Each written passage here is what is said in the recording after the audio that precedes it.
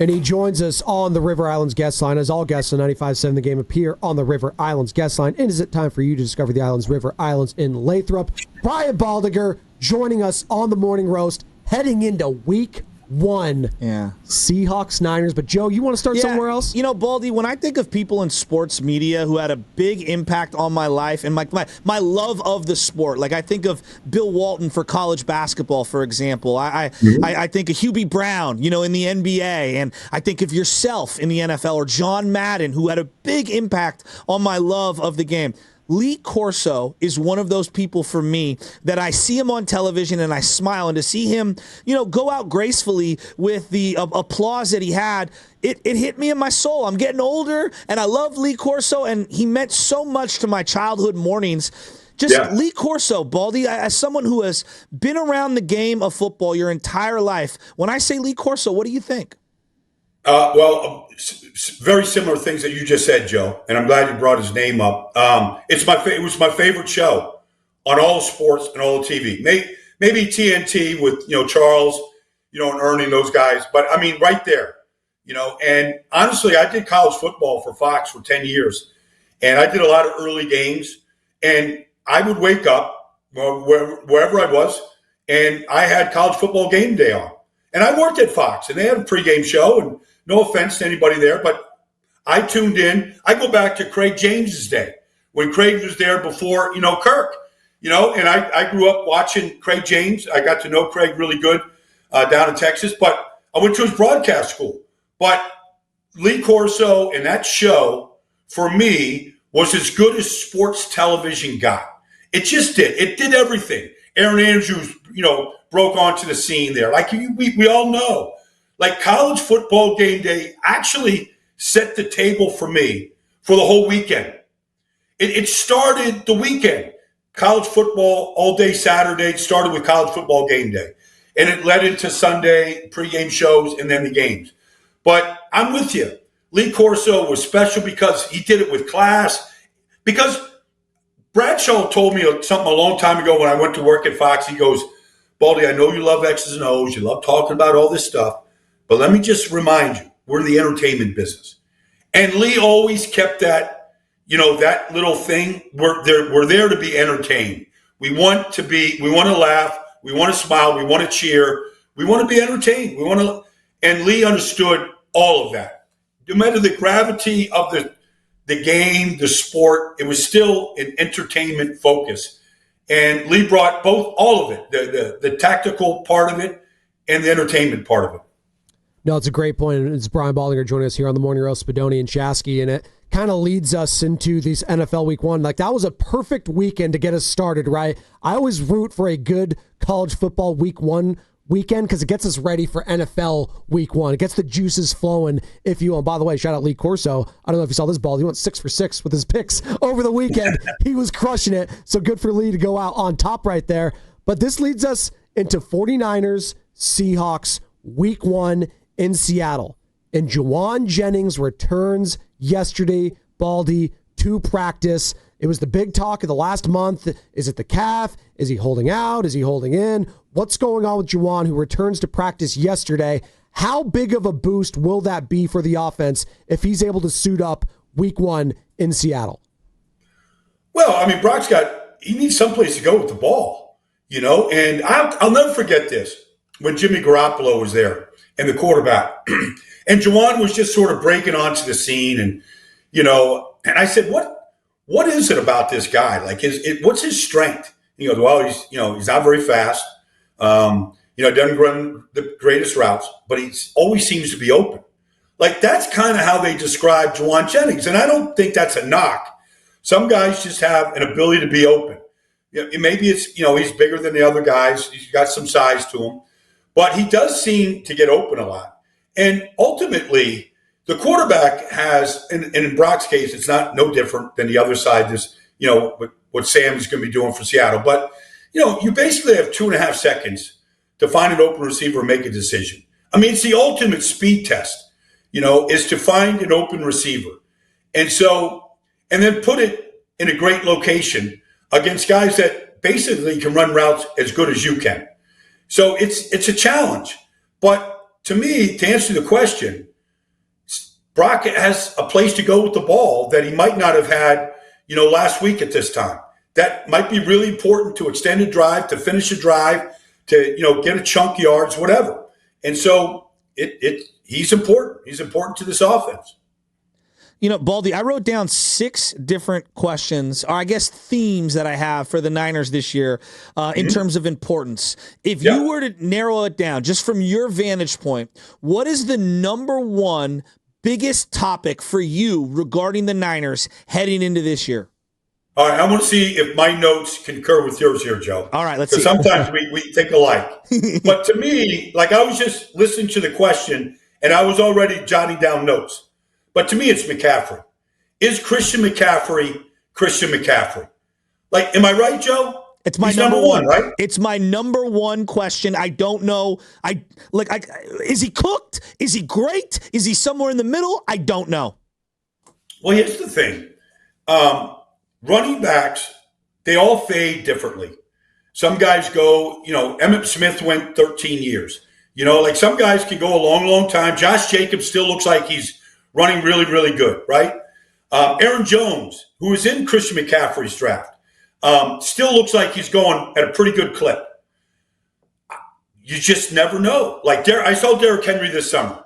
So he's going into his 10th year. There doesn't look to be any loss of speed in Derrick Henry, even though nobody has more carries over the last 9 years than Derrick Henry. But he's built different than everybody else. So that's my question. And none of us know. I don't believe Christian knows. I don't believe Kyle knows. I don't think John Lynch knows. I don't think anybody knows until he gets 10, 15 carries into the game on Sunday. How would you utilize him and Brian Robinson? Is it I'm giving carries to one guy and trying to limit his action, or would you utilize both players on the field simultaneously? I'm trying to just think, if I'm Shanahan, how am I utilizing Brian Robinson while also maximizing CMC? Well, I'm giving the majority of the work to McCaffrey to start. Now look, if you get a 12-play drive to start, you're going to rotate McCaffrey at some point in those 12 plays. But, I'm giving as much work to McCaffrey to start this year, to let him build some timing with the offensive line. Nobody's had any work in the preseason. So I'm giving him all the work I can to start the season. We kind of know Brian Robinson is going to be the backup. He's going to, and all that. His role is defined. Now, it might become a bigger role depending on what McCaffrey gives you. But I'm giving as much work to McCaffrey as I can to get him started, to find out what he is and what he has. Talking with Brian Baldinger here on the Morning Roast. And Baldy, you can go on the offense there, and that's a major question mark. And I'm going to flip it to the defense for a second because, we were going through the depth chart right now, and there's a lot of question marks outside of the big names, right, that have gotten paid. Bosa, Warner, Lenore. Outside of those guys, there's a lot of positions up for grabs right now. Mykel Williams, obviously, we haven't really seen much of him. The expectations there for a first rounder, 11th overall, are massive. But I wanted to stick with the big boy because we were talking about Micah Parsons all last week, right? Obviously, rightfully so. And hell, we can get your thoughts on that at some point as well. Micah Parsons getting traded within the conference, now part of the Green Bay Packers. And obviously a lot was made there because of what he means for not only the Dallas Cowboys, but now for the Packers. You need one of those top 5 guys. And the 49er fans like to think that they have a top 5 guy at the defensive line position in Nick Bosa. What are your expectations for Nick Bosa this year? I know, you were hard on him last year, and rightfully so. You don't sugarcoat anything, Baldy. That's why we love you. You just call it like you see it, right? I'm looking at Bosa for this team to go over the top and for this defense to, crawl back into the elite because they were bottom 5 in scoring last year. They just could not stop a nosebleed defensively when it came to the running game, passing game. They were bad. What are you expecting from the former DPOY Nick Bosa this season, Baldy? Well, look, not just Nick, but Fred also. Fred did not have a great season last year. He didn't look like Fred. Well, I know the ankle was bad, but he did the second half of the season. He wasn't making the plays that we're used to seeing from Fred. And so I think both of them, you got to put them under a microscope because they're paying them to be elite players, to change the game, to take the ball away, to make key stops, to, sack the quarterback. I think for both players, Like this is they both played a lot of snaps. And at some point, guys slow down. Now, has that begun? Or do we give them a fresh start this year and see how they roll through? So to me, both players, I'm watching both of them against Seattle because I think Fred is better than Charles Cross. Nick. I think Nick is better than Charles Cross. He's better than Abe Lucas. But those are the two tackles he's going to see. And he's seen them over the years. He's seen them in playoff games. He's seen them in regular season games. Like, I want to see him ruin both those guys. He's going to flip-flop both sides. Like, I got to see him win against those guys. And Fred, look, they're going to see a good running game with a new offensive line. Gray Zabel's in there at left guard. I want to see, Fred sideline to sideline, Fred popping the ball out. Like, 3rd down and 2, they want to run the ball against you. I want to see Fred make the stop. Like, I got to see both those guys in big moments in the game come up with big plays. Baldy, is Brock Purdy the least talked about franchise quarterback to get paid this offseason? Like, whenever a guy gets paid a lot of money, it feels like we obsess about how they can carry the organization, carry the franchise. Really feels like he's flying under the radar, doesn't it? It does, in large part because he was where he was drafted. It's easy if Trevor Lawrence is the franchise guy and we're talking about him. Coaching change again with Trevor Lawrence. Like, he doesn't look like the number 1 pick in the draft. Joe Burrow does. So, yes, I think in large part, he's probably not talked about as much because of where he came into this league. But he's now been paid like he's a top 10 quarterback, top 5 quarterback because of where he's slotted salary-wise. So those expectations go up. No longer is he that unbelievable find by John Lynch and Kyle Shanahan. Now he's those days at Iowa State and Mr. Irrelevant, all that stuff that travel with him, that's over. Now it's a whole new standard. It's a whole new standard. Like, he has to play at an elite level. This isn't Jimmy Garoppolo level. This is a new level. And the expectations have now gone skyrocketed. He's expected to make plays that we're used to seeing from Aaron Rodgers, from, Joe Burrow, from Patrick Mahomes. He now has to make those type of plays. The way the season ended last year for this guy, I think most Niner fans dismiss him. And I'm like, look, I get it. The last couple games were awful. He finished 10th in MVP voting, was a Pro Bowler, threw for 4,400 yards, 35 touchdowns, 12 picks, had 5 game-winning drives. Sam Darnold. What are they getting with Sam Darnold and the Seattle Seahawks offense this week? They're getting an elite player. Like Clint Kubiak, that system is very similar to Kyle's. That system, it goes back to Mike Shanahan, honestly, with Gary Kubiak, his dad. But the system is proven. He makes good decisions. He is very mobile. He can get through his progressions, and he has a good arm. Like, they're getting an elite player. They just are. Like, look, you go to the Jets, you go to Carolina, you go to some of these places, you're not going to be successful. It can't be just about the quarterback. You have to have other pieces in place. He's got everything else in place there in Seattle. He's got a team that's committed to the run. He's got a team that has a good defense.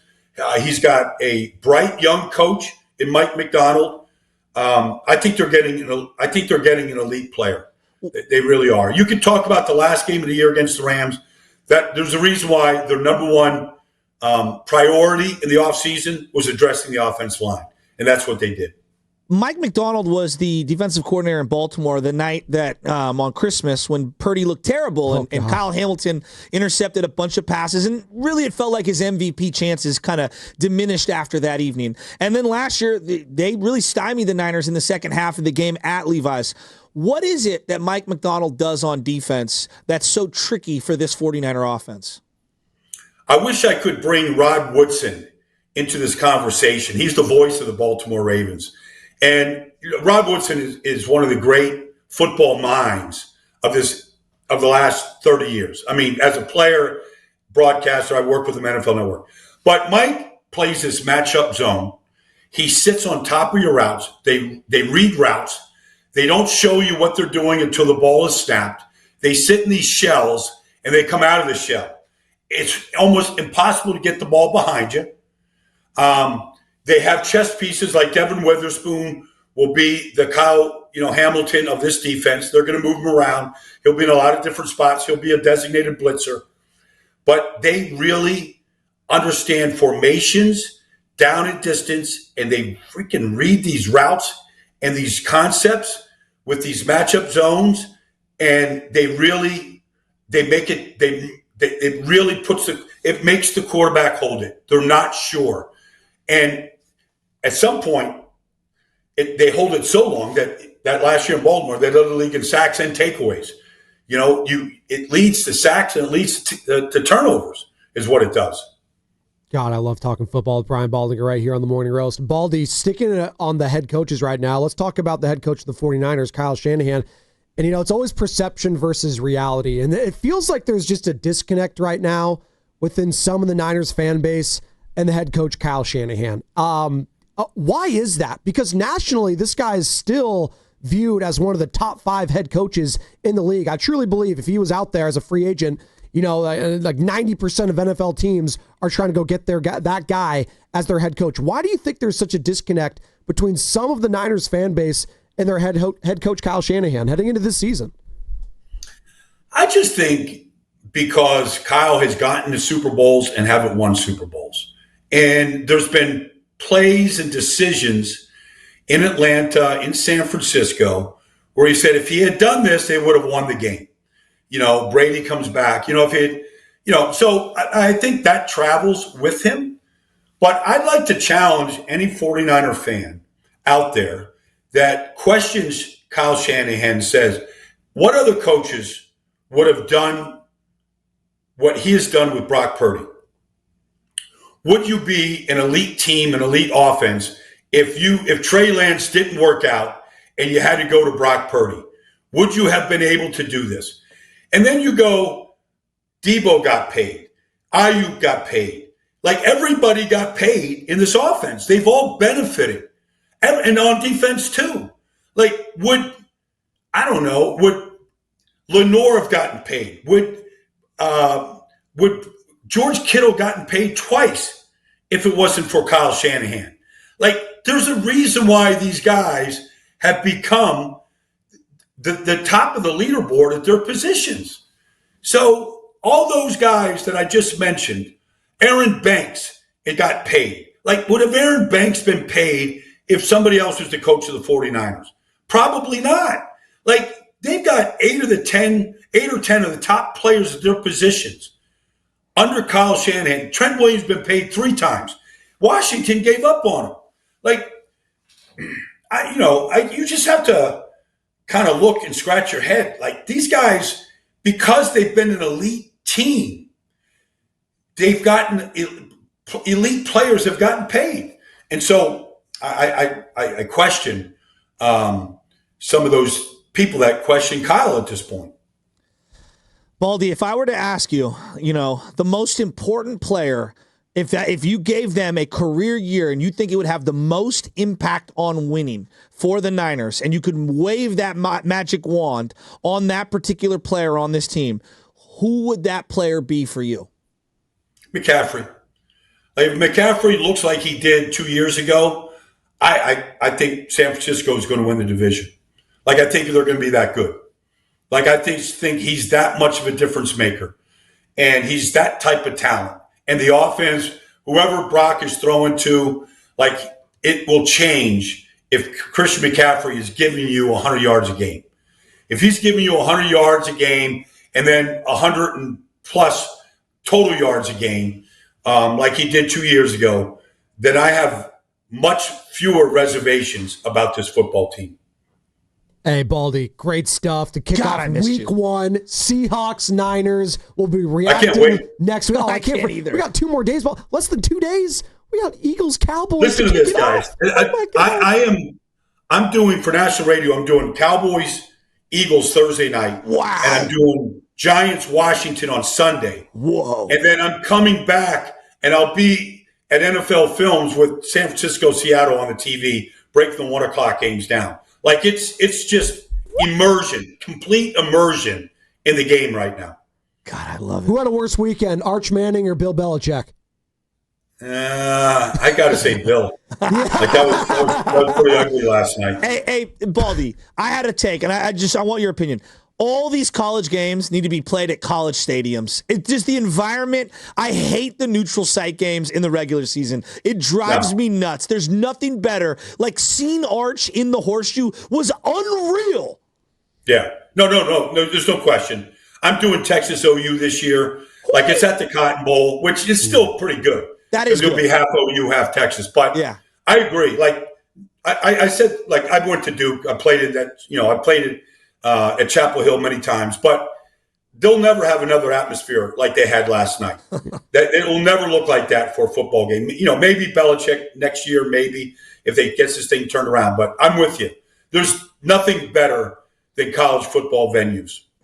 Baldy, I'm with you. Baldy, I know you don't sleep, so sleep is for the weak. So just be locked in all week, and we'll do it again next Tuesday. All right? Miss you, pal. I look forward to it, guys. See you next week. There he goes. That's Brian Baldinger, and that leads us to